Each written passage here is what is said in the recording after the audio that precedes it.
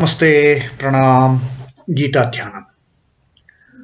Om Parthaya Pratibodhitam Bhagavata Narayanena Swayam Vyasena Gratitam Purana Munina Madhye Mahabharatam Advaitam Ritavarshinim Bhagavatim Ashtadashadhyayinim Ambatva manusandadhami Bhagavad Gite Bhavadveshini.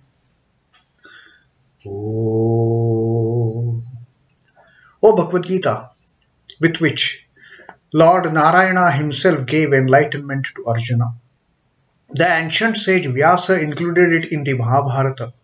O Goddess, showerer of the nectar-like knowledge of non-dualism contained in your 18 chapters, O my affectionate mother, the destroyer of rebirth, I meditate upon thee. Krishna Vandana. Vasudeva Sutam Devam Kansachanura Mardanam Devaki Paramanandam Krishnam Vande Jagadgurum.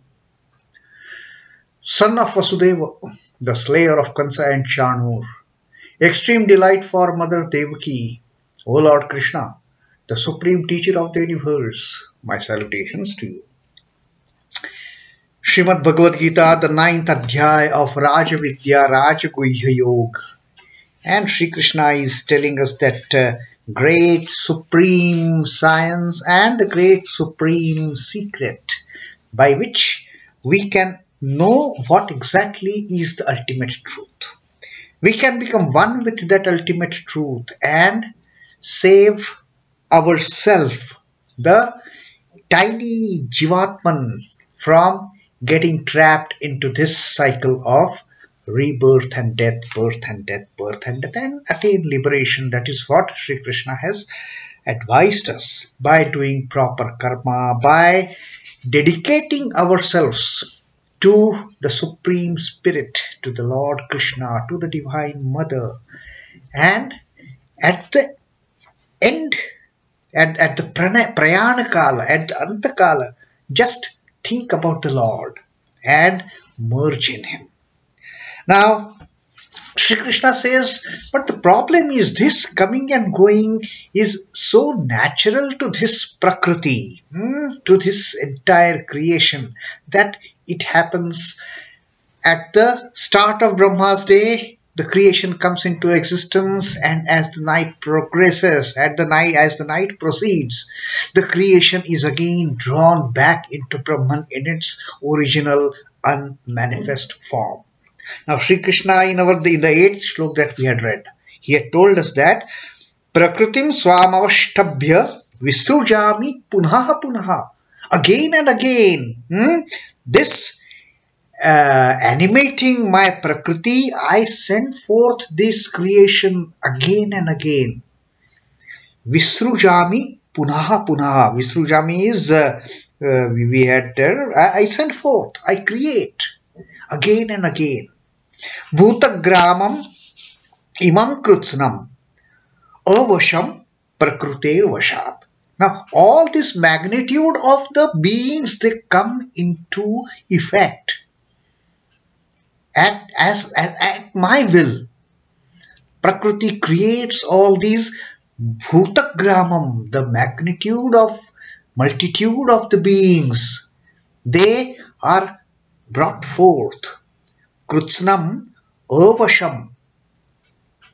Helpless of themselves, these beings come into being. Where they are very helpless. They don't want, but still they can't help it. Whether they like it or not, the Prakriti is performing her duty. The Prakriti is performing her duty of bringing forth this creation, bringing forth this bhutagramam, this multitude of beings. And by force, Prakriti brings them out, brings them forth. And they are absolutely helpless. Avasham. It is beyond their control whether to get created or not. They are not the deciding factors for that. They are not the decision makers. Prakriti is the decision maker, and Prakriti's decision making is at the will of the ultimate Lord. Prakriti also by herself, she can't unless the Lord wills. Once the Lord wills, then Prakriti starts her action, her activity, her role of creation, preservation and destruction. The bringing forth, sustaining and then again pulling them back. So that is what Prakriti is extremely busy doing it at the will of the Lord.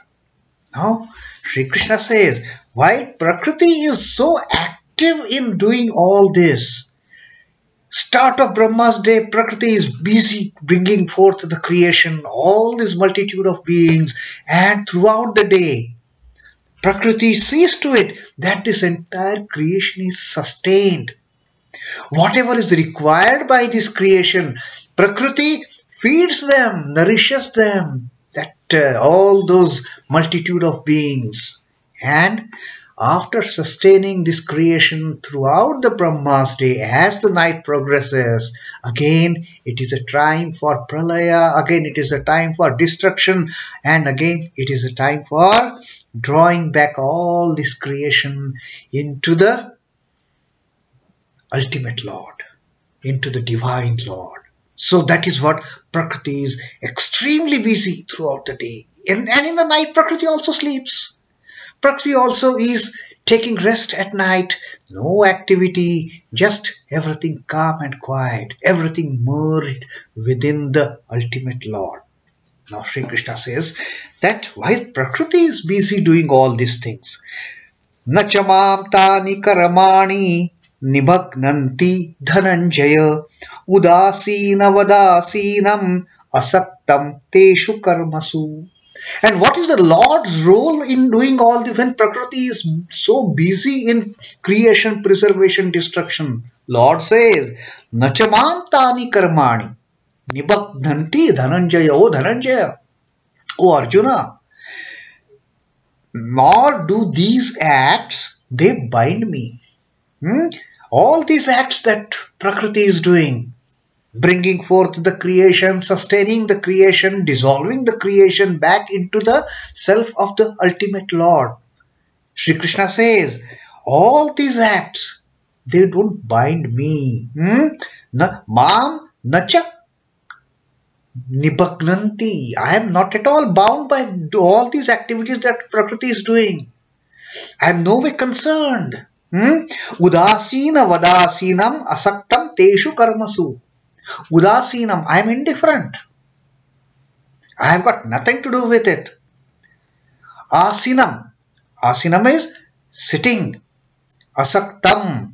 Asaktaṁ is unattached. I am sitting absolutely unattached. I remain unattached.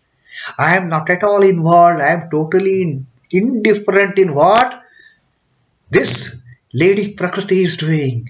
I am not involved in it. She is doing that. Let her do whatever she wants. I just will. I just give a glance.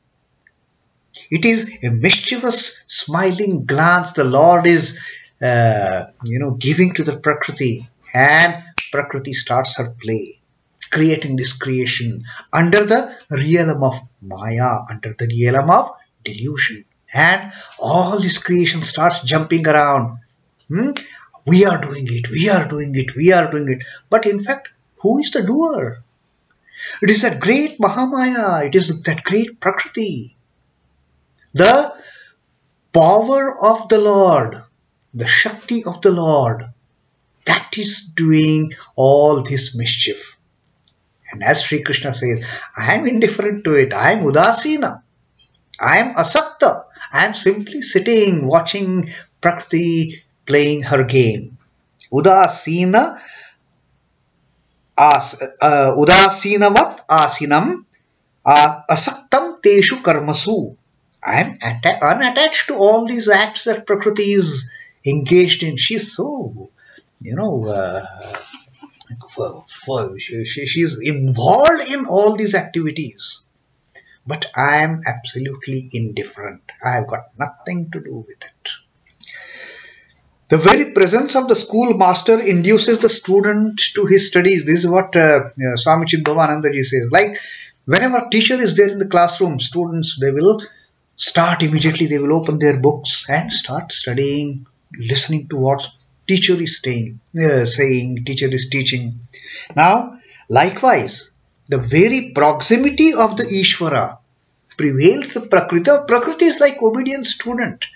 The moment Ishvara glances at her, that my dear Shakti, my dear power, he doesn't even have to say. It is just a mischievous glance, and Prakriti starts her game of creation, preservation, destruction. So, the very proximity of Ishvara prevails on Prakriti to carry on her activities of creation, preservation and destruction. Theology designates Ishvara as the male principle and Prakriti as the female principle. Now, whenever something is to be brought out, there has to be a male and female, right? So, the theology, it puts Ishvara, the great Lord, as the male principle. And male principle usually is always inactive. It is only the Shakti, it is only the female principle which is so very active, so much engaged in the work all the time. The female principle, and that is what Prakriti is about. Karma pertains to Prakriti and not to Ishvara.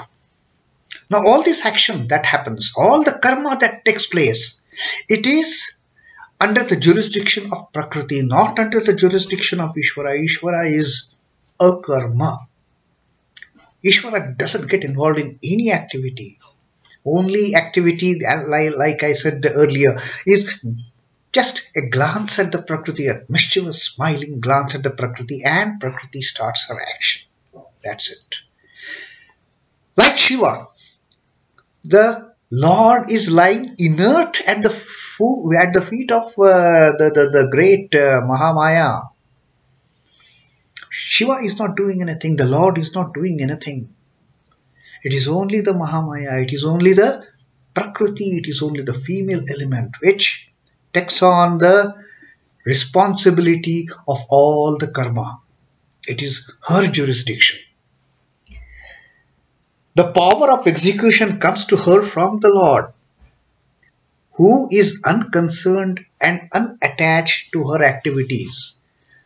The Lord is not bothered what Prakriti is doing, whether she is doing right or she is doing wrong.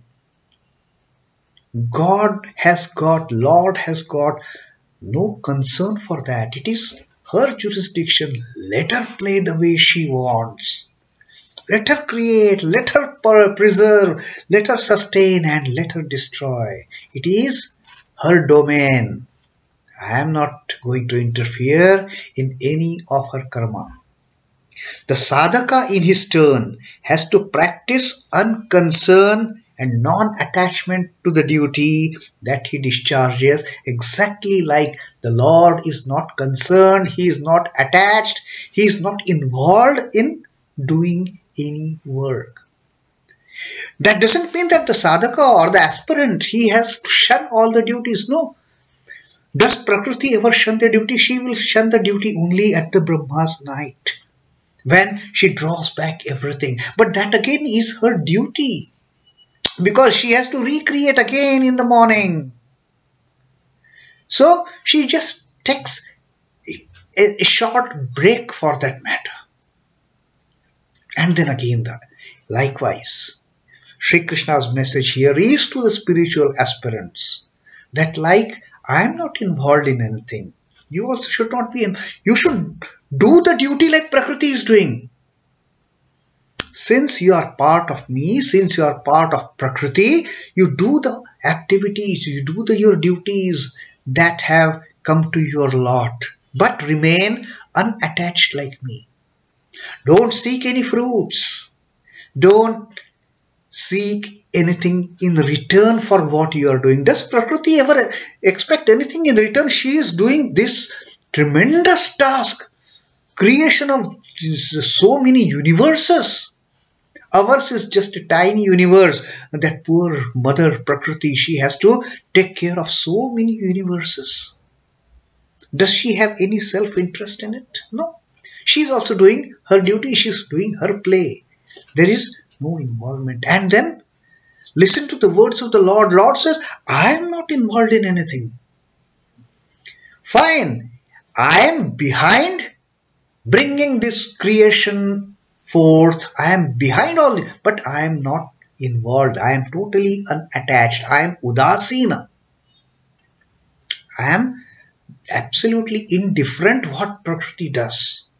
So likewise, the aspirants, when they get a duty to do, they should be performing those duties in totally unattached manner, but like the Prakriti. When the creation is brought forth, she has to provide the nourishment, she has to take care of them, she has to sustain all these multitudes of beings, the bhutagramam that she has brought forth. She doesn't run away from the duty. She doesn't do that duty. She doesn't perform half-heartedly. With full motherly attention, with full motherly focus, with full motherly concern, she is performing the duty. But that element of unattachment, that element of detachment, and that element of doing perfect duty with perseverance, with persistence, that is what the aspirant has to do. And for that, what is required? The aspirant has to first of all get rid of his ego and consider himself or herself to be the child of the mother. And then do whatever mother asks you to do. Like Prakriti is doing whatever Lord wills her to do. Now, on this particular shloka, the meaning of this shloka, what Sri Ramakrishna's teaching coincides. Sri Ramakrishna says, when egoism goes, all miseries vanish along with it. The me and mine, the I consciousness, when it goes in the aspirant, all miseries, they cease to exist. When the devotee gets fixed in the conviction that whatever happens is by the will of the Lord, and that he is merely an instrument in his hand, mukti is ensured for him in this very birth. The moment the devotee, the moment an aspirant, like Prakriti doesn't have any role to play on her own unless the Lord wills. And Lord, although Lord wills, Lord remains unattached. Lord is not, getting involved himself. He is telling, every now and then, breathing down the neck of Prakriti. Hey Prakriti, have you created this fellow? Have you created that kingdom? How is this kingdom doing? No. How is the animal kingdom? How many species have you brought in the animal kingdom? How many species have got extinct? No, Lord is not asking anything. It is Prakriti's play. Let her play. Let her do whatever she wants. Lord has only willed she should do something. That's it. And she is doing happily. But again, remaining unattached. So Sri Ramakrishna says that when the devotee gets fixed in conviction that whatever happens is by the will of the Lord, then he gets that understanding that I am just an instrument. I am just like a Prakriti in the hands of Lord. Lord wishes the Prakriti to play this game. Fine. Lord wishes me to do this thing. I will do it as an instrument in his hand, as the Lord's work. And the moment Sri Ramakrishna says the devotees, the aspirants, they start working in this fashion, with this mentality, with this dedication, with this devotion, Sri Ramakrishna says, mukti is ensured for him or her in this very birth. He doesn't have to get entangled into those cycles of repeated births and deaths. So that is one way of mukti that even Sri Ramakrishna has shown to the devotee, shown to us, like Krishna has shown multitudes of ways of attaining mukti, attaining liberation. So that was the 9th shloka of the Rajavidya Rajaguhya Yoga 9th adhyay of Srimad Bhagavad Gita. Om Namo Bhagavate Vasudevaya. Sri Krishna Arpanamastu. Jai Sri Ram Krishna. Jai Thakur. Jai Ma. Jai Swami.